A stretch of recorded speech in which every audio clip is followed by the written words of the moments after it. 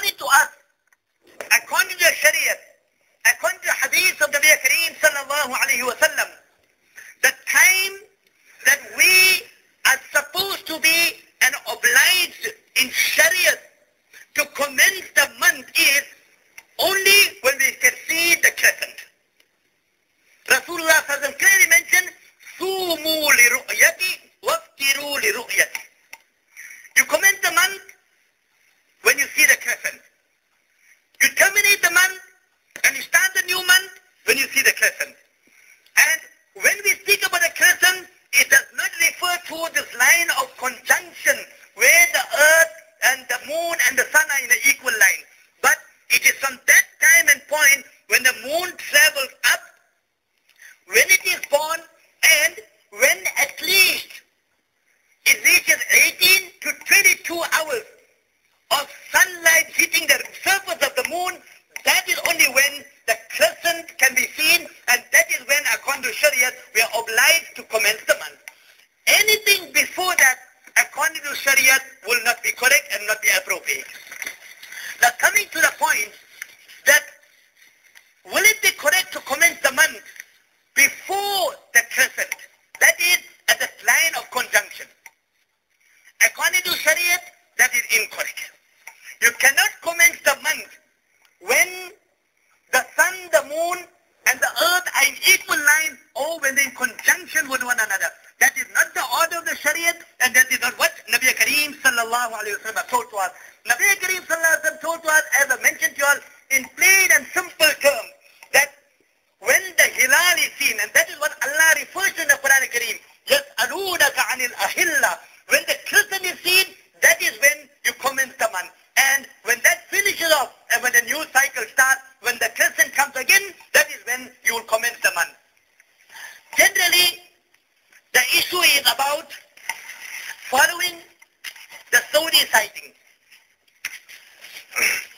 Technically speaking, I should say that there is common cause here. Those people who claim to follow the Saudi criteria commencing the month, and those people who follow otherwise, there is common cause. Because all claim that they commence the month with the sighting of the crescent. The issue is whether it is possible to have sighted the crescent before a particular time or not. I did explain to you that when the moon is in line with the earth and the sun, that is the line of conjunction, it is absolutely impossible for anyone to have sighted the moon at that time and point. And it is similar to, for example, if it is sunset at 9:30 today, if somebody comes up to you and tells to you at 9 o'clock that I have seen the sun set, would you believe that? For sure, you will never believe that. Because the moon, the sun has never set it. Yes, one person may come, two people may come, 5 people may come, and they will tell to you that I have seen the sun setting at 9 o'clock. So that is such a shahadat. This is such a witnessing that goes against information that is absolute. Any information that goes against information with the absolute would be immediately rejected. How do I apply this with this issue here? The example of seeing the sun at 9 o'clock in relation to 9:30. If you are going to reject such a shahadat, why would you not reject this? If somebody claims to have sighted the moon while the moon is in conjunction with the earth and the sun, or even slightly higher, before 18 hours, for example, just as that is absolutely impossible, just as the impossibility of sighting the sun, sighting sunset before the sunset time. My dear brothers and respected elders, previously a calendar has been prepared by the Saudi authorities from 1409 to 1440, or 1408, 1409 to 1440. This was a 32-year calendar that they have prepared. And this is how it used to work, but there's a slight change now. Let me first explain to you previously how it should work and explain to you now how it works, and both of them are incorrect. And it is not correct, it is not appropriate to follow that criteria set down by the Saudis in the commencing of the month and the ending of the month. Before what you say, and I need your undivided attention on this issue, once you understand an issue, then you will follow it with conviction. But you make an effort to understand it. And if you didn't understand it one time, go to those people for a second time, for a third time, try to understand it more. And then you will understand the conviction of the matter. You will understand why there's so many people now that are turning towards the correct path, or the path of the Nabi Kareem Sallallahu Alaihi Wasallam, wherein he mentions Sumu li ru'yati wa qtiru li ru'yati. This issue is not only an issue that is discussed by what so many people call as the Indo-Pak ulama. It is not now the issue of the Indo-Pak people. In fact, the reality of the matter is that a large number of Arab ulama, bahut sare Arab ulama, a large number of them, they also question the Saudi criteria of commencing the month and ending the month. They have condemned it and they have objected towards it, and this is something not one or two people that are talking. It has come out in hundreds of literatures.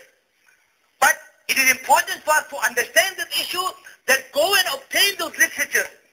If you don't believe and if you think it's a matter of prejudice, if you think it's an issue of Indians versus Arabs, then you are mistaken. That is definitely not the issue. The issue is that people across the board, whether they are Indians or whether they are Arabs, and whether they are academics, many of them, this issue is so clear. It's clear as daylight. The wrongness of it is so clear that no person with honesty, no person with truthfulness can defy or deny this. And that is why so many Arab ulama, so many academics among the Arabs, they also question it and they condemn it. Generally what happens is, previously what they used to do is, they used to make the calculation based on the GMT time. That is the time of Great Britain. Example of it is that assuming the moon has been born before 12 o'clock at night, according to the GMT time. I hope you're following.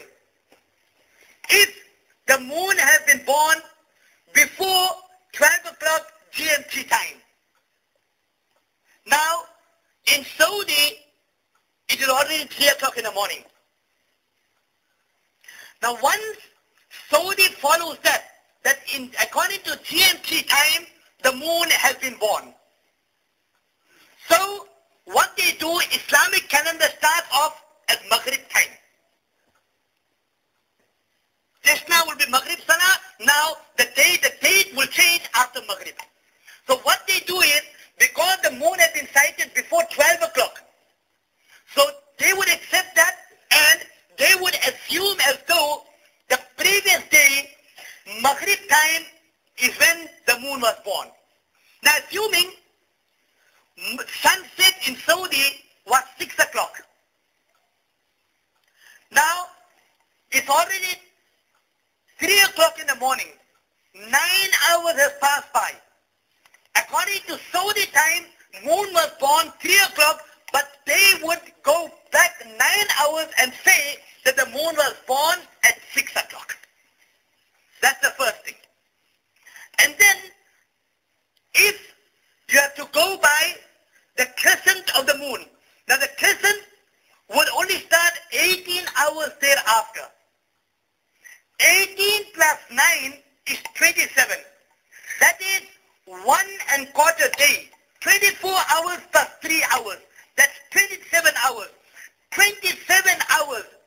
before the crescent could be actually sighted, minimum, I'm saying 27 hours minimum, before the crescent could be sighted, Saudi has already announced the first of the month, for example, first of Ramadan or first of Shawwal. From the Shariat point of view, no ways whatsoever this could be facilitated or this could be accommodated. And just be abundantly clear, it's not only what I am saying, I'm speaking with conviction because I understand the issue, but there are many, many Arab ulama and academics. For example, the Rabita Alam-e-Islami, such a powerful organization that has such an impact among the Saudis and the rulings of the Saudis, they themselves openly oppose them. Recently, there was a conference in Abu Dhabi. Many Arab ulama I've heard were there, and all of them have also condemned it. Yes, previously they used to follow the GMT time. But what they have done now, instead of going by GMT time, that is the birth of the moon based on Great Britain time, now they follow the birth of the moon according to Saudi time. Even in that case too, the birth of the moon according to Saudi time, 18 hours before the crescent, you are claiming to commence the month from the Shariat point of view that also has no facility and it cannot be accommodated. This clearly goes against the hadith of Nabi Kareem sallallahu alayhi wa sallam, Sumu li ru'yati waqtiru li ru'yati. Commence the month when you sighted the crescent, and you end the month or you start with the following month, or you make iftar or make Eid when you sight the crescent again. My dear brothers and respected elders, this is very briefly and in a simplified version as I could to explain to you the reality of the matter. It is now our zimmedari. It is now our responsibility. When we know what the haqq is, we know what the truth is, how can we then, for whatever reason, sometimes reasons of unity have been cited, reasons of possible calculating errors have been cited. With all that, how can we leave out the hadith and the sunnah of Rasulullah sallallahu alaihi wasallam? The ummah of Nabi sallallahu alaihi wasallam has been known from time immemorial that whatever it may be, to us, Allah is very beloved. To us, Rasulullah sallallahu alaihi wasallam is very beloved. We will sacrifice everything, but we will never sacrifice the hadith of Nabi sallallahu alaihi wasallam being left out and abandoned. It is our responsibility that we know the truth, that we follow the truth. Yes, some sacrifice has to be made. Some effort has to be made. And I can see, and I have observed, that there has been a huge momentum throughout England where many, many masajid have now begun to understand this issue. Many masajid have turned. It's not just maybe this masjid or a few masajid. Many, many masajid have turned. They have made the correct decision, and with them, because it's an issue that you can argue on a sound basis. It's an issue that you can challenge anyone academically, and always haqq, truthfulness, it has its attraction. This is such an issue that we should go by our aql. We should not go by our emotion. Allah Tabarak wa Ta'ala put our heads above our hearts. And in all our major decisions, we should think in that proportion. We should always think in ratio of our head and our heart. Allah put our heads above our hearts, so let us be rational. Let us not be overtaken by emotion. Let us contain our emotion. There are facts before you. There are figures before you. And this is about Shariat. And therefore, my dear brothers and respected elders, I urge each and every one of you, and I appeal to you, that if you did not understand the issue, try to understand it again. There's lots of merit in what I'm saying, and because it is based on sound facts, calculated facts, and therefore it is upon you as a Muslim. This is not only the work of the ulama, it is the work of every Muslim. It affects you, it affects your family, it affects your deen, it affects your Shariat, and therefore it is our responsibility that we try to understand it, we believe in it, we practice on it, we propagate it, and it's our responsibility to make the entire Europe or the entire people of England at least to go on the path of the hadith of Nabi sallallahu alayhi wa sallam. In conclusion, my dear brothers